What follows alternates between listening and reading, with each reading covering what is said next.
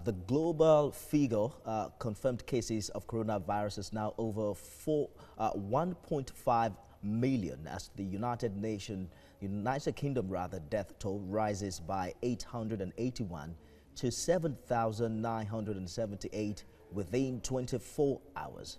This is coming on a day the British Prime Minister Boris Johnson was moved out of intensive care unit, having significantly improved. The decline of recovery from 35% last 3 weeks to present 22% could have been prompted by spike confirmed cases in the United States and some parts of Europe. Meanwhile, 5 countries account for over 70% of total death in a pandemic that has spread to over 200 countries and territories. Italy, US and Spain have lost at least 15,000 persons each to the virus. In the meantime, the World Health Organization has their job cut out in mobilizing the world for a united resistance against the virus. More than 4 months after the outbreak broke out, first in Wuhan, China, and then other parts of Europe, America, and Africa, the WHO says efforts to find a treatment is accelerating at incredible speed. The body is also concerned about brewing diplomatic feuds and attempts to politicize the pandemic. So more than ever before, national unity is important if we care about our people, if we care about our citizens.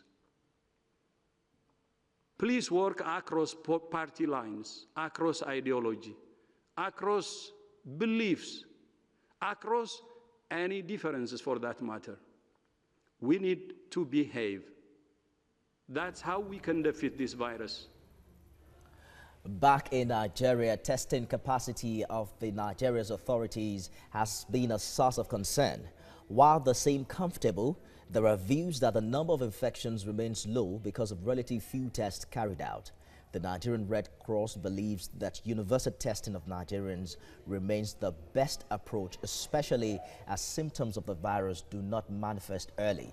Moyo Thomas reports. Around the world believe the figures on confirmed cases may not truly represent the number of people positive with a viral infection.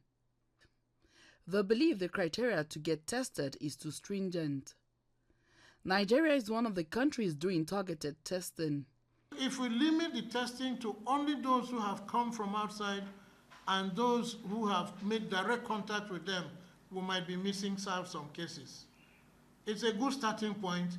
But I do believe that for a healthy Nigeria, universal testing. We have 200 million citizens, and mass testing is not something I think is very feasible now. So we are doing targeted testing, targeting those who are likely to have been affected. So therefore, we're looking at areas and at persons who meet certain criteria that we set. Criteria of having been abroad or having been in contact with people who have been abroad, or haven't been in a cluster of places where we have a lot of positives. So that's the best. We are calling it smart. Yes, even though it's going into secondary, we are doing what we call smart testing in order to identify the cases that are giving us concern.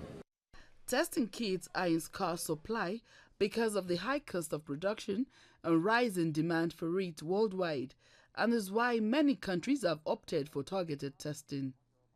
Recently, the Nigerian government announced that it now has the capacity to test about 1,500 people daily.